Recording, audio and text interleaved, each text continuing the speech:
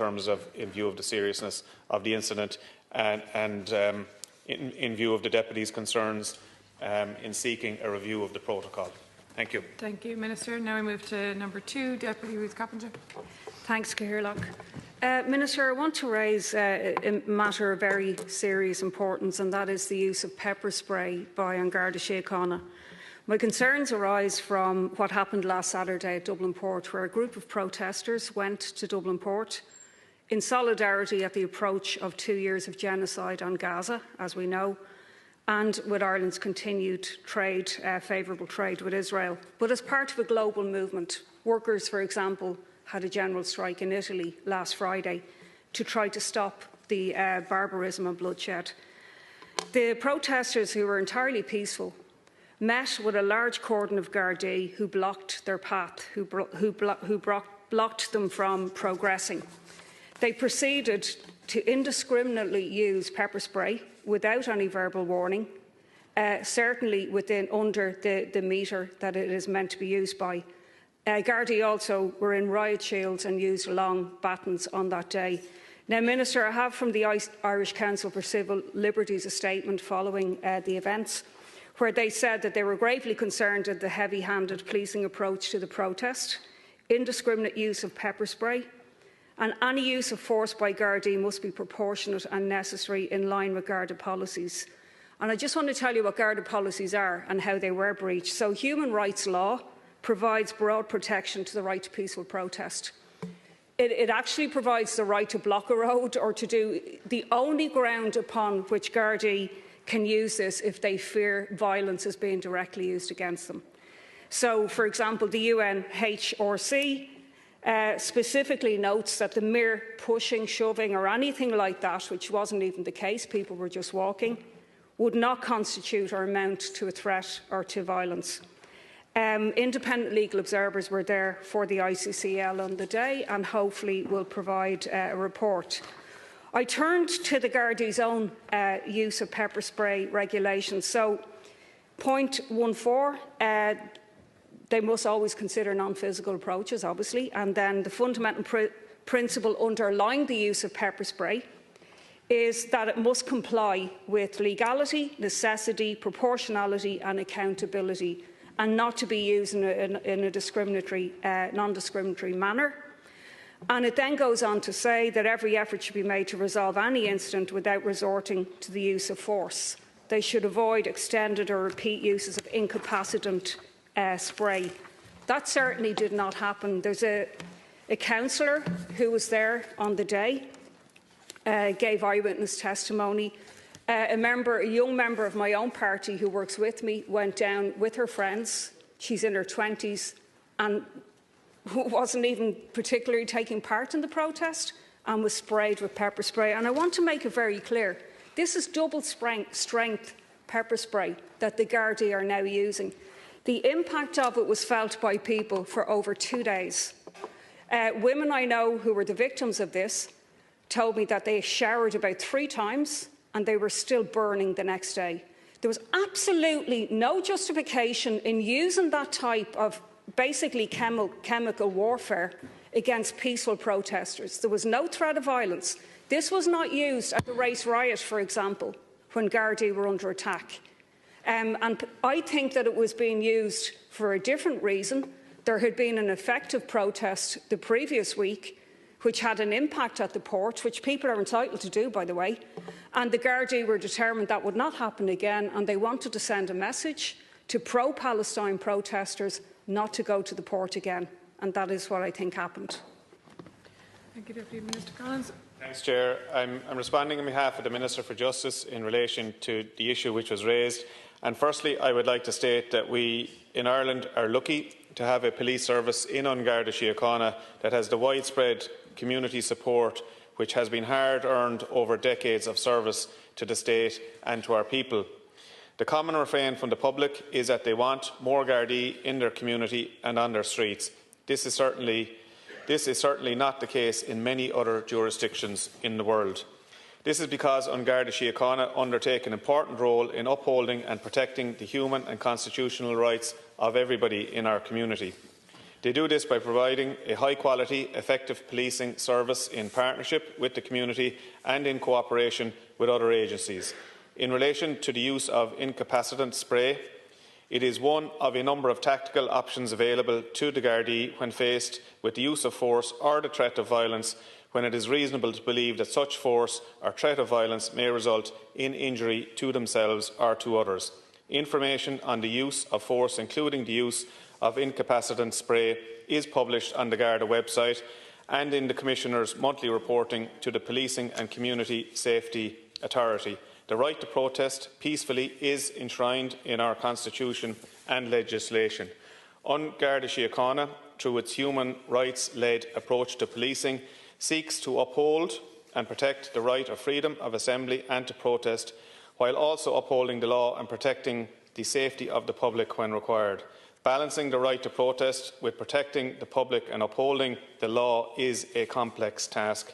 Garda Síochána's policing approach to protests is focused on keeping the public at large safe and preventing antisocial or criminal behaviour while respecting the right to peaceful assembly under the Constitution. Protests create operational challenges for Garda Síochána, particularly where those protesters engage in force against Garda members and seek to push violently through cordons. Factors such as the number of persons protesting, the location of protests and actions at the protests, as well as the health and safety of all, including Gardaí, require significant assessment. A detailed policy document in relation to the use of incapacitant spray has been developed by Garda Síochána and is publicly available on their website. The fundamental principle underpinning this policy is that any action taken which requires a member of Garda Síochána to use an incapacitant spray must comply with the fundamental principles of legality, necessity, proportionality and accountability. It must also be applied in a non-discriminatory manner in accordance with the principles of the European Convention on Human Rights. In policing protests, it should be noted that the Gardaí engage in a gradual response that is reasonable. Where physical force is used against members of Garda Síochána, they are entitled to respond in a proportional manner. And Deputy, I would agree that there is a right to protest in this country, but I do not think that the right to protest should allow a bunch of protesters to lock down this city by blocking Dublin Port as they did. They had no right to do that. They shouldn't do that. They inconvenienced the entire city.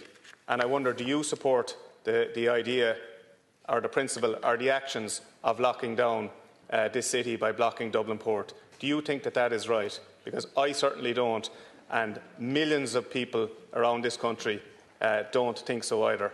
So the issues that you raise, I think I've responded to you in a really comprehensive manner. I support Garda Síochána and their actions. I've seen the videos in relation to that, and to think that a group of protesters who have a right to protest and are protesting about something that is very, very fundamental, that we all support in this House, trying to sort out the issues in relation to Palestine. But locking down the port tunnel doesn't achieve anything. And I'd like to hear what you have to say in relation to that. Do you agree, and did you support blocking the Dublin Port Tunnel and reducing this city to a mass of gridlock? Thank you, Minister. Deputy Coppinger. Did you agree with it? And do you agree with it? Extra half a minute now that the Minister got. I'll tell you what I agree with. I agree with this government that is meant to support the Palestinian state actually carrying out action to do it in the last 2 years. You utterly failed to do that. You wouldn't even pass the Occupied Territories Bill. You wouldn't even pass.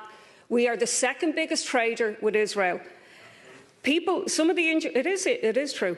If you ask me, I totally agree that workers and young people throughout the world have been the only saving grace as this horrific genocide that we are seeing live streamed on our phones each day has occurred. Only for the protest movements that are happening, there will be no action at all. The EU has been utter disgrace throughout this, and obviously the US has been a partner in the genocide. You're complicit in that you did nothing. I know you don't like that being said, but the word complicit means doing nothing as well as doing something. Doing nothing when you see things happening. So nobody would have to protest if you actually did and carried through your so-called support for Palestine. The injuries that were sustained, one person has a broken wrist. One young woman that I know is on crutches. I saw myself when I went down, because I got a phone call, I went down after, and I actually saw a second round of pepper spray that was used, and some of the people and the impact and the effect of it is absolutely horrific. I'll remind you, Minister, there's broad protection for the right to protest, nationally and internationally. Absolutely nothing that was being done. Walking on a road, even if you're going to block a road, the Gardaí do not have the right to use pepper spray. Blocking roads is an actual effective means of protest. It was done for the right to vote for women. It was done for civil rights. It's done for lots of things, Minister. You want ineffective protests that have done and that achieve very little. You ask me if I think that people have the right to block a port for a period of time. To stop a genocide, I absolutely do. They weren't blocking the port tunnel. They were up at the port. You don't know what they were going to do because they were actually blocked by the Gardaí. They weren't blocking anybody. You see, you try to own it. You try to own their argument every way, and you don't have a monopoly of concern for the Palestinians, right? I've been to the Middle East. I've been to Palestine. I've been to Ramallah. I've been to Hebron. I've walked the streets of East Jerusalem. I've been to the settler communities and seen the impact that it has on the people of Palestine. So you don't have a monopoly on this. You like to present that you have a monopoly on it. And the protesters don't have a monopoly on it. And the Irish government, this government, has done more than any other government across Europe in terms of trying to highlight and support the cause of the Palestinian people. But if you think that locking down Dublin and reducing it to gridlock and impacting hundreds of thousands of people, if you think that's acceptable and you have failed to address it, did you support it, and do you support it? You obviously do by your silence. So you can't have it both. You can't. No. You just can't have it both ways. You want to have it both ways. So you think that we can just lock down Dublin city centre every single day of the week? That's what you're saying. Because if it's okay once, then it's okay twice. Where does it go from then? So the Gardaí were right, and the Gardaí acted completely correctly, in my view. And I have seen the video, and I would support every single member of Garda Síochána who policed that event, because they were looking out for the millions of people, the hundreds of thousands of people around this city and around this region who have an absolute right to go about their business, to use the public roads, to get on with their business, to get home to their families, to do their day-to-day activities, to get to work, to get home, to rear their children, to bring their kids to their clubs and to their sports. But you seem to think locking down Dublin is acceptable. People are entitled to protest. No, it's not. People are entitled to protest. Absolutely. Nobody disputes that. But you see, you want to elevate it and bring it to a place where it actually discredits what they're actually protesting for. And that's regrettable. Thank you, Minister. Now we move to topical issue number 3. Deputy Sherlock. And Minister, my question to you this evening is